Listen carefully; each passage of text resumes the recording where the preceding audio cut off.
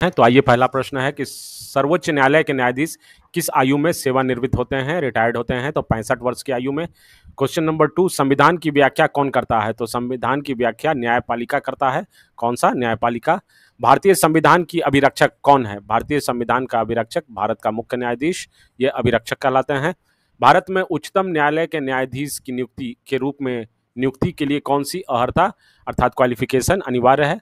तो भारत का नागरिक होना चाहिए, एक या अधिक उच्च न्यायालयों में कम से कम 10 वर्ष तक एडवोकेट के रूप में प्रैक्टिस कर चुका हो और एक प्रतिष्ठित विधिवेता होना चाहिए। ये मिनिमम अर्हता है एक भारत में उच्चतम न्यायालय के न्यायाधीश बनने के लिए। उच्चतम न्यायालय के सेवानिवृत्त न्यायाधीशों के लिए कहाँ पर वकालत करने की मनाही है? तो भारत के किसी भी न्यायालय में उच्चतम न्यायालय के सेवानिवृत्त अर्थात रिटायर्ड न्यायाधीश वो प्रैक्टिस नहीं कर सकते किसी भी न्यायालय में। उच्चतम न्यायालय में एक मुख्य न्यायाधीश के अलावा अन्य कितने न्यायाधीश हो सकते हैं? तो 25 मैक्सिमम अधिकतम जो है 25 अधिकतम न्यायाधीश हो सकते हैं मुख्य न्यायाधीश के अलावा। उच्च न्यायालय के न्यायाधीशों को उनका कार्यकाल समाप्त होने से पहले ही अक्षमता अथवा सिद्ध कादाचार के आधार पर उनके कार्यकाल से किसके द्वारा हटाया जा सकता है? तो संसद के दोनों सदनों की सिफारिश पर राष्ट्रपति के द्वारा किसी भी उच्च न्यायालय के न्यायाधीशों को हटाया जा सकता है। उच्च न्यायालय के न्यायाधीशों को कौन हटा सकता है? तो विशेष बहुमत से पारित संसद के प्रस्ताव पर राष्ट्रपति के द्वारा हटाया जा सकता है। भारतीय संविधान के किस अनुच्छेद के अंतर्गत केंद्रीय प्रशासनिक अधिकरण के निर्णय को उच्चतम न्यायालय में चुनौती दी जा सकती है? 323 के तहत चुनौती दी जा सकती है। नेशनल ग्रीन ट्रिब्यूनल किससे संबंधित मामलों को देखता है? पर्यावरण संरक्षण एवं वन संरक्षण मामलों को नेशनल ग्रीन ट्रिब्यूनल एनजीटी देखता है। लक्षद्वीप का उच्च न्यायालय भारत के किस राज्य में स्थित है? केरल में। केरल में कौन सा? लक्षद्वीप का उच्च न्यायालय भारत के किस राज्य में? तो केरल में। भारत में किस स्तरों में अदालतें होती हैं? तो 3 स्तरों पे अदालतें होती हैं। भारत के नियंत्रक तथा महालेखा परीक्षक की नियुक्ति कौन करता है? राष्ट्रपति। नियंत्रक तथा महालेखा परीक्षक की नियुक्ति। भारत के नियंत्रक एवं महालेखा परीक्षक का कार्यकाल कितने वर्षों का होता है? 6 वर्षों का कार्यकाल होता है। केंद्रीय सरकार का उच्चतम सिविल अधिकारी कौन है? मंत्रिमंडल सचिव। मंत्रिमंडल सचिव कौन है? मंत्रिमंडल सचिव। भारत के महान्यायवादी की नियुक्ति कौन करता है? राष्ट्रपति करता है भारत के महान्यायवादी की नियुक्ति। भारत में चुनाव किस सिद्धांत पर आधारित है? प्रादेशिक प्रतिनिधित्व के बेसिस पर होता है भारत में चुनाव। चुनाव आयोग किस अनुच्छेद के अंतर्गत स्थापित किया गया है? तो 324 अनुच्छेद 324 के अंतर्गत चुनाव आयोग को स्थापित किया गया है। मताधिकार से क्या अभिप्राय है? वोट देने का अधिकार मताधिकार का अर्थ होता है। भारत में नागरिकों के लिए निर्धारित मत देने की न्यूनतम आयु कितनी है? तो 18 वर्ष न्यूनतम आयु है वोट देने का। 2019 में चुनी गई लोकसभा चुनाव चुनी गई लोकसभा है वो 17वीं लोकसभा है, याद रखिएगा, इंपॉर्टेंट है। नेक्स्ट क्वेश्चन है कि राष्ट्रीय राजनीतिक दल वह होता है जिसने पड़े कुल मतों को 6% प्राप्त कर लिया हो, वो राष्ट्रीय राजनीतिक दल कहलाता है। कुल मतों का 6% प्राप्त कर लिया हो, परंतु एक कंडीशन और है कि 4 या अधिक राज्यों में अगर 6% से अधिक मत पड़े हुए मत, सपोज कीजिए कि अगर 1000 मत पड़ा है, वोट पड़ा है, उसमें अगर ये 60 वोट ले आया और 4 से अधिक राज्य अर्थात 4 स्टेट में, तो क्या हो जाता है? 4 स्टेट में, तो वो एक राष्ट्रीय पार्टी, राष्ट्रीय राजनीतिक दल हो जाता है, नेशनल पार्टी। लोकसभा अथवा विधानसभा के किसी चुनाव प्रत्याशी की जमानत राशि कब जब्त कर ली जाती है? जब वह कुल मतदान के 1/6 मत भी प्राप्त नहीं कर पाता। वो 1/6 मत भी प्राप्त नहीं कर पाता तो उसकी जमानत राशि जब्त कर ली जाती है किसी चुनावी प्रत्याशी का। किसी दल ने 2 वर्ष के समय 2 प्रधानमंत्री दिए, तो जनता दल ने 2 वर्ष के समय में 2 प्रधानमंत्री दिए थे। क्षेत्रफल की दृष्टि से कौन सा संसदीय चुनाव क्षेत्र सबसे बड़ा है? तो लद्दाख संसदीय चुनाव क्षेत्र क्षेत्रफल की दृष्टि से सबसे बड़ा है। भारत के प्रथम मुख्य निर्वाचक आयुक्त कौन थे? तो मुख्य निर्वाचन आयुक्त थे सुकुमार सेन। अगला प्रश्न है कि चुनावों के दौरान राजनीतिक दलों और उम्मीदवारों द्वारा अनुपालन किए जाने वाले आदर्श आचरण संहिता लोक प्रतिनिधित्व अधिनियम 1951 में विनिर्दिष्ट है। तो आदर्श आचरण संहिता किसमें है? लोक प्रतिनिधित्व अधिनियम 1951 में विनिर्दिष्ट है। मुख्यमंत्री की नियुक्ति कौन करता है? मुख्यमंत्री की नियुक्ति राज्यपाल करता है। भारतीय संविधान के किस अनुच्छेद में मुख्यमंत्री के कार्यों को परिभाषित किया गया है? अनुच्छेद 167 को परिभाषित किया गया है। स्वतंत्र भारत का पहला राज्य जो भाषीय आधार पर बनाया गया वो आंध्र प्रदेश था। तो स्वतंत्र भारत का पहला राज्य जो भाषा के आधार पर बना था वो आंध्र प्रदेश। राज्यों को भाषीय आधार पर कब पुनर्गठित किया गया? तो 1956 ईस्वी में राज्यों को भाषीय आधार पर अर्थात भाषा के आधार पर पुनर्गठित किया गया। राज्य विधानसभा के सदस्यों की अधिकतम निर्धारित संख्या कितनी है? तो 500 होनी चाहिए अधिकतम निर्धारित संख्या।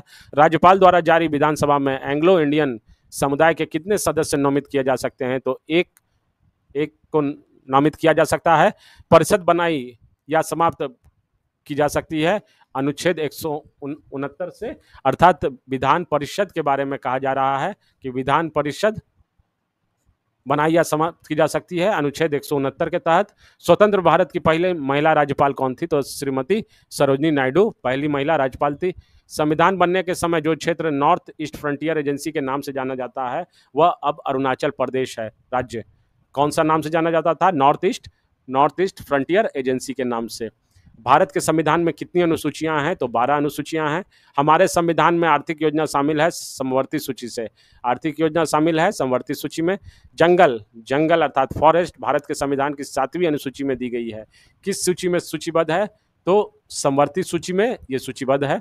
भूमि तथा भवन पर लगाया जाने वाला कर संविधान की 7वीं अनुसूची में दी गई है। ये किस अनुसूची में है? तो ये राज्य की अनुसूची में सूचीबद्ध है, राज्य सूची में। और भारतीय संविधान की 8वीं अनुसूची में कौन सी भाषाएं बाद में जोड़ी गई? तो सिंधी, कोंकणी, मणिपुरी, नेपाली, ये भाषा 8वीं अनुसूची में जोड़ी गई। दल बदल कानून भारतीय संविधान के किस अनुसूची में दिया गया है? 10वीं अनुसूची में दल बदल कानून को दिया गया है। 73वां संविधान संशोधन का संबंध किससे है? पंचायती राज से। कौन सा? 73वां संविधान संशोधन का संबंध पंचायती राज से है। भारतीय संविधान के किस संशोधन ने नगरीय स्थानीय सरकार को संवैधानिक का दर्जा दिया?